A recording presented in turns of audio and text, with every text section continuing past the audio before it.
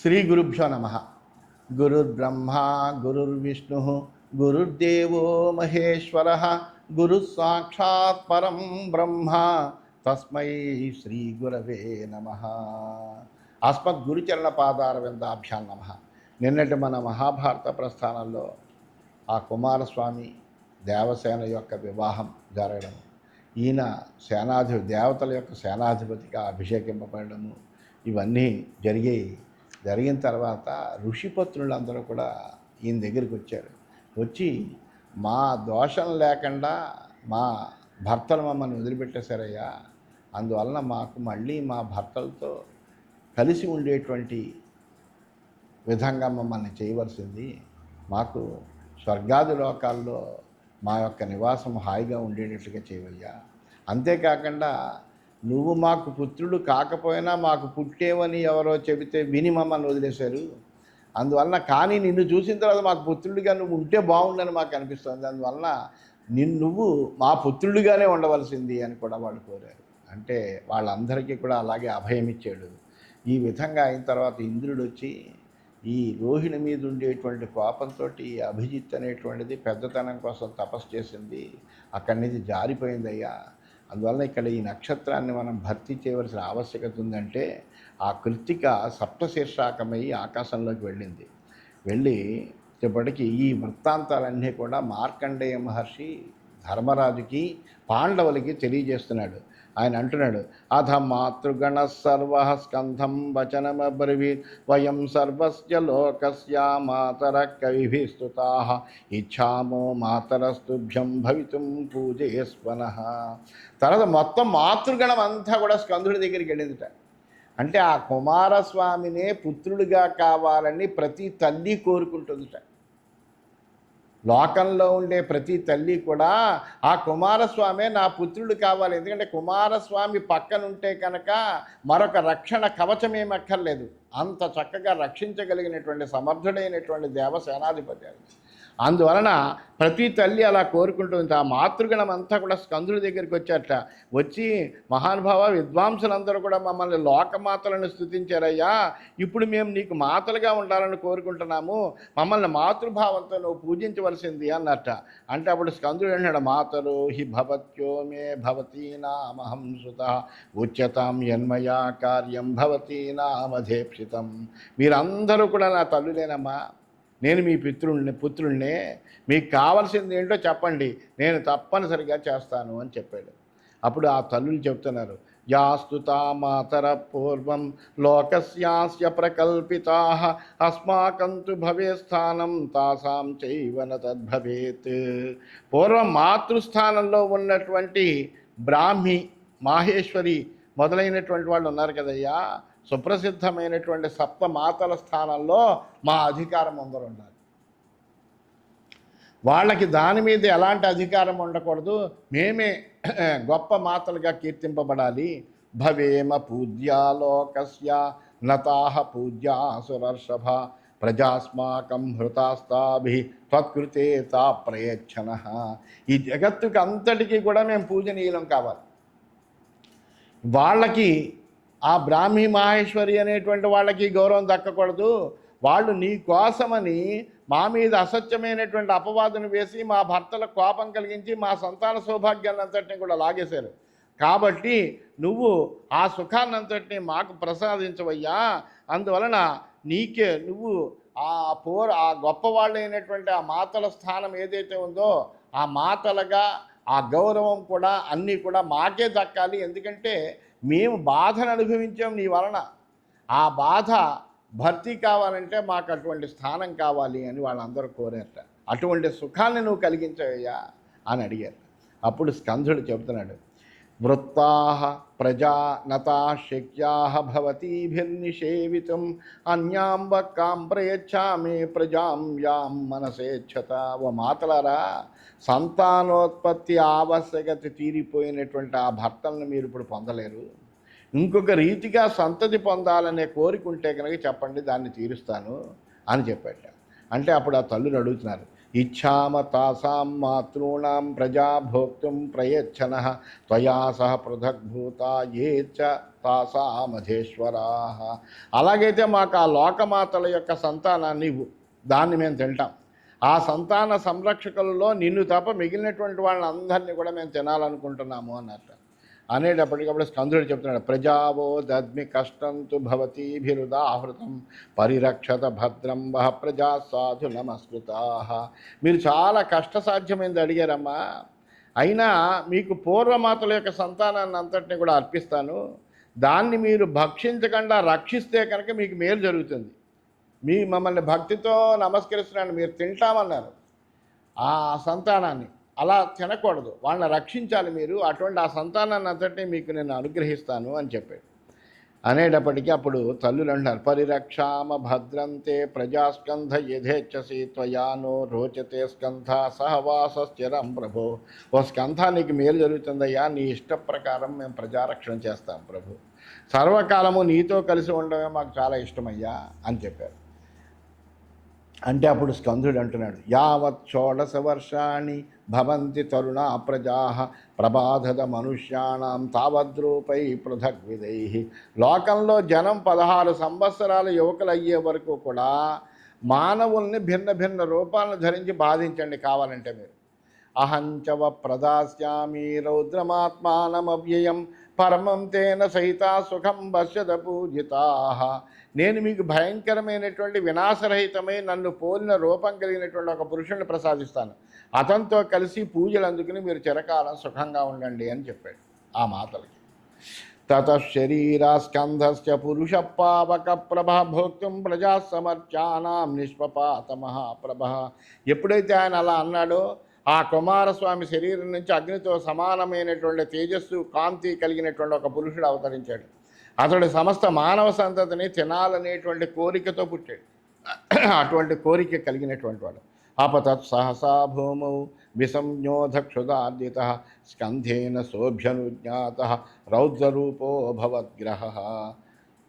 అతడు పుట్టిన వెంటనే ఆకలితోటి బాధపడుతున్నట్ట, మూర్ఛతో నేలమే పడ్డాడు. స్కంధుని ఆజ్ఞానుసారం అతడు భయంకరమైనటువంటి రూపం కలిగినటువంటి ఒక గ్రహం అయ్యట. స్కంధాపస్మారమిత్యాహు గ్రహంతం ద్విజస్పసతమాహ వినతాతు మహారౌద్ర కచ్చతే శకునిగ్రహ. బ్రాహ్మణ శ్రేష్ఠులందరూ ఆయన్ని స్కంధాపస్మార గ్రహము అని అంటారు. వినతును మహాభయంకరమైనటువంటి శకునిగ్రహం అంటారు ఈ వినతను. ఆ వినతనేమోను శకునిగ్రహం అంటారు, ఈ నెమోను స్కంధాపస్మార గ్రహము అని అంటారు. పూతనాం రాక్షసీం ప్రాహు తం విద్యాత్ పూతనాగ్రహం కష్ట దారుణ రూపేణ ఘోర రూప నిశాచరి. అలాగే పూతనని రాక్షసి అంటారు. ఆ పూతనాగ్రహం అంటే అది కూడా శిశువుల్నే బాధిస్తూ ఉంటుంది. పూతనని కూడా క్రూరత్వంలో బాలకుల్ని బాధిస్తూ ఉంటుంది అన్నమాట. ఆ భయంకర రూపాన్ని ధరించి ఆ నిశాచరి చాలా క్రూరత్వంతో బాలకుల్ని బాధిస్తూ ఉంటుంది. పిశాచి దారుణాకార కచ్చతే శీతపూతన గర్భాన్సా మానుషీణాం తుహరతే ఘోర దర్శన. అలాగే ఈమె ఒక భయంకరమైన ఆకారం కలిగినటువంటి ఒక పిశాచి ఉంది, దాన్ని శీతపూతనాగ్రహం అంటారు. అది చూడడానికి చాలా భయంకరంగా ఉంటుంది. అది ఏం చేస్తుందంటే మానవ స్త్రీల యొక్క గర్భాలను పోగొడుతూ ఉంటుంది. అంటే గర్భావాస దుఃఖాలు కొన్ని ఉంటాయి. శిశువులు 16 సంవత్సరాలు వచ్చే వరకు కూడా పిల్లలకి అనేకములైనటువంటి బాల్యంలో అనేకములైన అనారోగ్యాలు కలుగుతూ ఉంటాయి. ఈ అనారోగ్యాలన్నిటి నుంచి కూడా విముక్తి పొందడం కోసమని అందరూ కూడా కుమారస్వామి యొక్క ఆరాధన చేస్తూ ఉంటారు. ఈ పిల్లల యొక్క క్షేమము కోసమని, పిల్లలకి ఏ విధమైనటువంటి పీడలు కలగకుండా ఉండడం కోసమని మన సదాచారంలో మనం ఎప్పటి నుంచో కూడా ఈ కుమారస్వామి యొక్క ఆరాధన చేస్తూ ఉంటాం. ఎందుకంటే ఆ బాలకులకి అకాలమైనటువంటి మృత్యువు రాకుండా, ఏ విధమైనటువంటి బాధలు జ్వరాలు ఉపద్రవాలు రాకుండా వాళ్ళని ఎల్లప్పుడూ నువ్వు కాపాడుతూ ఉండాలయ్యా అని ఆ కుమారస్వామి వ్రతాలు చేస్తూ కుమారస్వామిని పూజిస్తూ పిల్లల యొక్క సంరక్షణ బాధ్యతను తీసుకోవాలని ప్రార్థిస్తూ ఉంటారు. ఈ పిల్లలందరూ కూడా ఈ కుమారస్వామి చేత ఇట్లాగా పొందినటువంటి అవకాశం పొందినటువంటి ఈ పిశాచ రాక్షసులు ఎవరైతే ఉన్నారో వీళ్ళు 16 సంవత్సరాలు వచ్చే వరకు ఉండేటువంటి శిశువుల్ని పీడిస్తూ ఉంటాయి మాట. ఇవన్నీ గ్రహాలు, ఈ గ్రహ పీడలు వీళ్ళకి కలగకుండా ఉండడానికి ఈ బాల అరిష్ట బాల్యావస్థలో అనేకములైనటువంటి అరిష్టాలు ప్రసాదించేటువంటి ఈ పిశాచముల యొక్క పీడలు ఇవి కలగకుండా ఉండడం కోసమని కుమారస్వామి యొక్క ఆరాధన ఒక్కటే చెయ్యాలి. అదే పిల్లలకి క్షేమకరమైనటువంటిది, వాళ్ళకి ఆరోగ్యప్రదాయకమైనటువంటిది. అందువలన దానివలన అది ఎందుకు వీళ్ళందరూ కూడా ఈయన దగ్గర ఈ విధమైనటువంటి అవకాశాన్ని పొందుకుని వాళ్ళు లోకంలో వాళ్ళ యొక్క ఆకలి తీర్చుకోవడం కోసమని ఈ విధంగా ప్రయత్నం చేస్తూ ఉంటారు. అలాగే అదితిం రేవతిం ప్రాహు గ్రహస్థస్యాస్తు రైవత సోపి బాలాన్ మహాఘోర బాధతే వై మహాగ్రహ. అలాగే అదితీదేవి లోకంలో రేవతి అంటారు. ఈ రేవతి గ్రహం పేరే రైవతం. భయంకరమైన ఆ మహాగ్రహం కూడా బాలకులను బాధిస్తూ ఉంటుంది. దైత్యానాం యాదితిర్మాత తామాహుర్ ముఖమండికాం హత్యర్థం శిశుమాంసేన సంబర్హుష్టా దురాసద. అలాగే దైత్యుల తల్లి అయినటువంటి దితిని ముఖమండిక అంటారు. దీనికి చిన్నపిల్లల యొక్క మాంసం అంటే చాలా ఇష్టం. ఆ గ్రహాన్ని జయించడం చాలా కష్టం. కుమారాశ్చ కుమార్యశ్చ ఏ ప్రోక్తా స్కంధ సంభవా తేపి గర్భభుజ సర్వే కౌరవ్య సుమహాగ్రహా. అందువలన మార్కండేయ మహర్షుడు ధర్మరాజా, అల్లా స్కందుని శరీరం నుంచి జనించినటువంటి కుమారి గ్రహాలన్నీ కూడా తల్లి కడుపులో ఉండేటువంటి పిల్లల్ని భక్షించేటువంటి మహాగ్రహాలయ్యా. అందుకనే చూడండి, మానవ స్త్రీలకి కొంతమందికి గర్భము నిలబడదు, మధ్య మధ్యలో పోతూ ఉంటుంది, ఈ గర్భస్రావాలు జరుగుతూ ఉంటాయి. వీటన్నిటికీ కారణాలు ఏంటంటే ఇగో ఈ రాక్షసులందరూ కూడా ఈ గ్రహాలు. తాసామేవతు పత్నీనాం పతయస్తే ప్రకీర్తితాః అజాయమానాన్ గృహ్ణంతి బాలకాన్ రౌద్రకర్మిణః. ఈ కుమారీ గ్రహాలకు కుమార గ్రహాలు భర్తలు అని చెబుతూ ఉంటారు. భయంకరమైనటువంటి కార్యాలు చేసేటువంటి గ్రహాలన్నీ కూడా పుట్టక ముందే పిల్లల్ని పట్టుకుంటూ ఉంటాయి. గవాం మాతా తుయా ప్రాజ్ఞై కచ్చతే సురభిర్నృప శకునిస్తామధారుహ్య సహ భుంక్తే శిశూన్ భువి. రాజా గోవులకి తల్లి అయినటువంటి సురభిని ఎక్కి పక్షిగ్రహమైనటువంటి వినత ఇతర గ్రహాలతో పాటు భూమండలంలో పిల్లలన్నీ తింటూ ఉంటుంది. అలాగే సరమానామ యామాత శునాం దేవి జనాధిప సాపి గర్భాన్ సమాదత్తే మానుషీణాం సదైవహి. అలాగే కుక్కలకి తల్లి అయినటువంటి సరమ ఉంది. ఆ సరమ అనేటువంటిది కూడా దేవజాతీయురాలే. ఆమె కూడా పిల్లల్ని ఎల్లప్పుడూ కూడా మానవ స్త్రీల గర్భంలో ఉండేటువంటి బాలకుల్ని అపహరిస్తూ ఉంటుంది. పాదపానాంచ యామాత కరంజనలయాహిస వరదా సాహి సౌమ్యాచ నిత్యం భూత అనుకంపిని. అలాగే వృక్షాల తల్లి అయినటువంటి కానుగు చెట్టు మీద ఉంటుంది వృక్షాల తల్లి అని. ఆమె వరాలు ఇచ్చేటువంటి దేవే, సౌమ్యురాలే, సమస్త ప్రాణులపైన దయ చూపుతూ ఉంటుంది ఆ వృక్షాల తల్లి అనేది.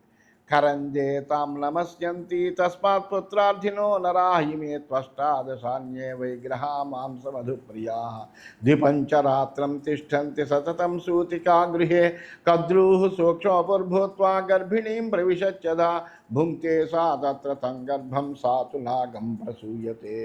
ఇందువలన ఏం చదువుతారంటే కొడుకులు కావాలని కోరేటువంటి వాళ్ళందరూ కూడా ఈ వృక్షాల తల్లిని పూజిస్తారు. కానుగు చెట్టు మీద ఉండేటువంటి ఆమెను పూజిస్తూ ఉంటారు వీళ్ళు.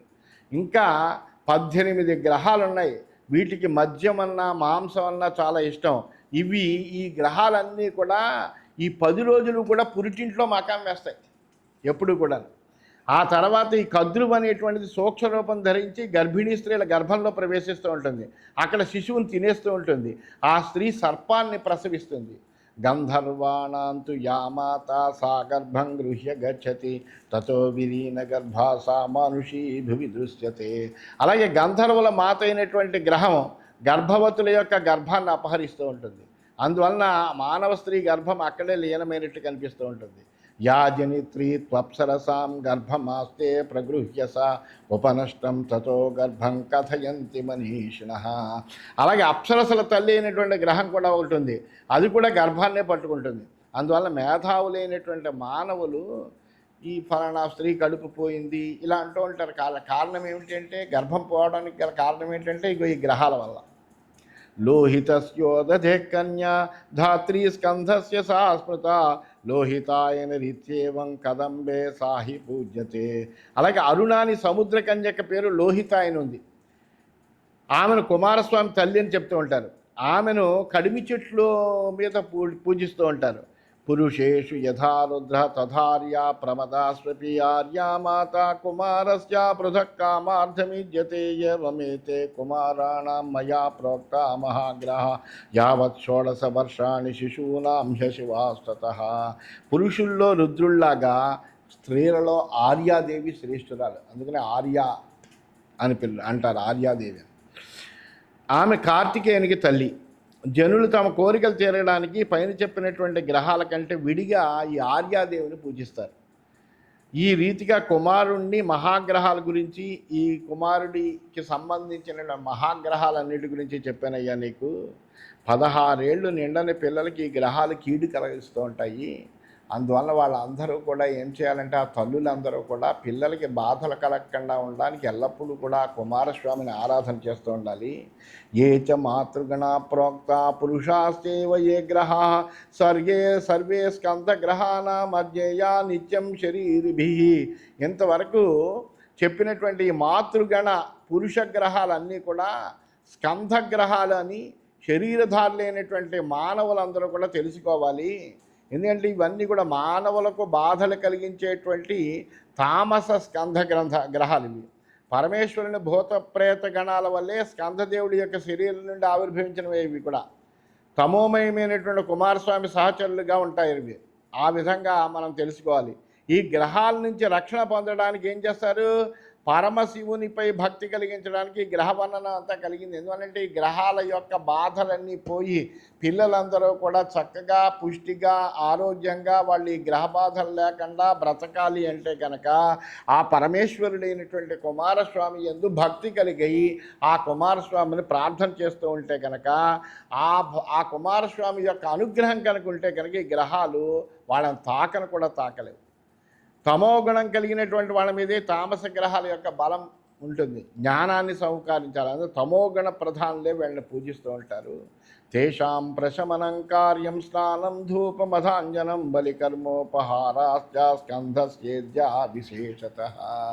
అందువల్ల ఏం చేయాలంటే, ఈ గ్రహాల బాధలన్నీ పోవడం కోసమని కుమారస్వామికి స్నానం ధూపం గంధాదులతోటి పుష్పాధికారులతోటి పూజ చేసి కానుకలన్నీ కూడా సమర్పించి స్కంధ గ్రహశాంతి, గ్రహశాంతులు అందుకనే ఏం చేస్తారు, పుట్టిన తర్వాత ఆ నామకరణోత్సవం చేసుకునేటప్పుడు పిల్లలు పుట్టిన వెంటనే శాంతులు చేయడానికి గల కారణం ఏంటి, గ్రహశాంతులు చేయడానికి ఇవి గ్రహాలు పట్టుకుంటూ ఉంటాయి. ఈ గ్రహ బాధలు లేకుండా వాళ్ళకి చేయడం కోసమని గ్రహశాంతులన్నీ చేస్తారు. ఆ విధంగా కానుక ఆ స్కంధ గ్రహశాంతిని చేయిస్తే కనుక వాళ్ళు చాలా చక్కగా ఆరోగ్యంగా ఉంటారు. వాళ్ళకి ఆయువు బలాన్ని కూడా ఈ స్కంధుడు తప్పనిసరిగా ఇస్తాడు. ఏం అభ్యర్చిత సర్వే ప్రయచ్చంతి శుభంలోనాం ఆయుర్వీర్యంచ రాజేంద్ర సమ్యక్ పూజా నమస్కృతా. ఈ విధంగా ఎవరైతే పూజించి యథావిధిగా శాస్త్ర ప్రకారంగా చేస్తూ నమస్కారాలు చేసి పూజలు చేసి శాంతులు చేసి గ్రహాలన్నీ తృప్తిపరుస్తారో ఆ గ్రహాలన్నీ అప్పుడు మేలు చేస్తాయి. పూజించేటువంటి వాళ్ళకి ఆయువుని బలాన్ని కూడా కలిగిస్తాయ్యా. అందువల్ల గ్రహశాంతులు తప్పనిసరిగా చెయ్యాలి. ఈ గ్రహాలన్నీ కూడా స్కంధుల వలన పుట్టినటువంటివే అని ఈ విషయాలన్నీ కూడా మార్కండేయ మహర్షి ధర్మరాజుకి పాండవులకి కూడా తెలియజేస్తూ ఉన్నాడని తెలియజేస్తూ స్వస్తి.